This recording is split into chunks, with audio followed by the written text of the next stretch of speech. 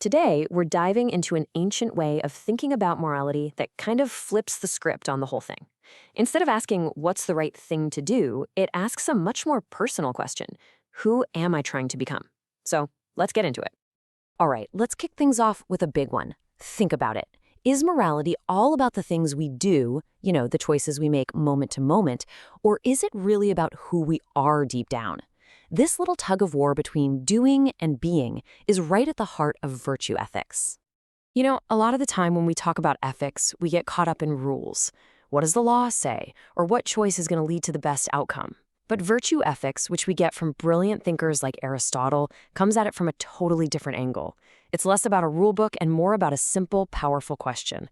What actually makes a person good? So first up, let's unpack this blueprint for a good life, according to the ancient Greeks. What did they really mean when they talked about character, and what was the ultimate goal of it all? And it really all starts with this guy, Aristotle. When he wrote his famous work on ethics, he didn't start with a list of do's and don'ts. Nope, he started by thinking about character.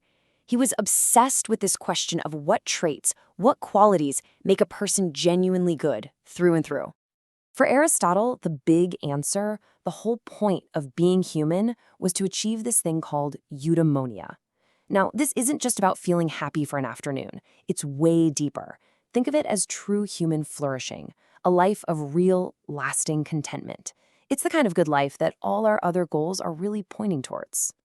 Okay, so how do we get to this awesome state of eudaimonia? Well, Aristotle said the path is through arete, or virtue. And a virtue isn't just a single good deed. It's a habit of excellence, something that's baked into your character. And his most famous idea about it is that virtue is the golden mean.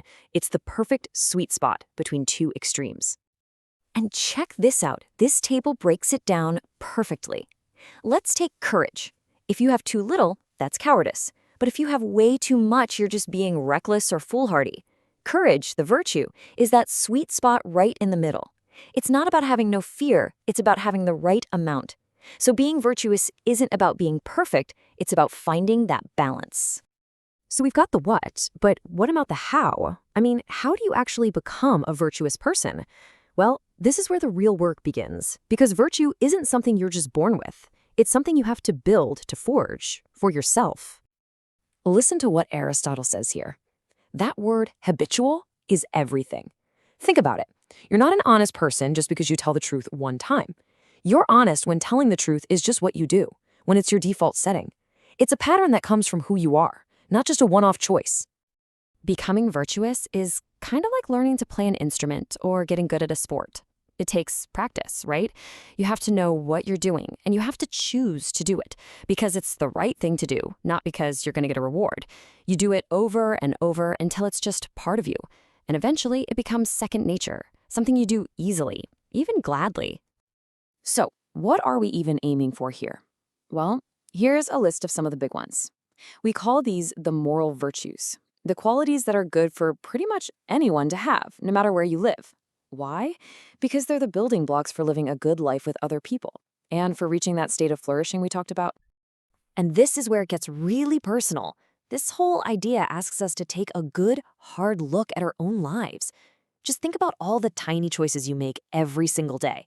Each one is like a little bit of practice. It's either building a virtue or, well, the opposite. Every choice is like a brushstroke in the painting of the person you're becoming. All right, enough theory. Let's put this into practice. How does thinking this way actually change the decisions we make in the real world? So let's imagine this classic dilemma. There's a student, they're feeling the pressure, and they get a chance to cheat on a big test. What's going on in their head? And this slide just nails the difference. A rule-based approach is all external. You're thinking, what's the rule? Will I get in trouble? But the virtue approach? That's all internal. The question becomes, what does cheating say about me? Is this the choice an honest person would make? It's not about the rulebook. It's about your identity. Okay, let's try a trickier one. You're at your job and you see something happening that's just not right, an unfair policy.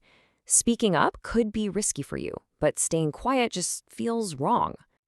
Now, someone thinking in terms of virtue wouldn't just be weighing the pros and cons. They'd be asking this question right here. The whole focus shifts away from the outcome and onto the character you want to have. the decision becomes a chance to actually be courageous, to be just, to be the kind of person who stands for something.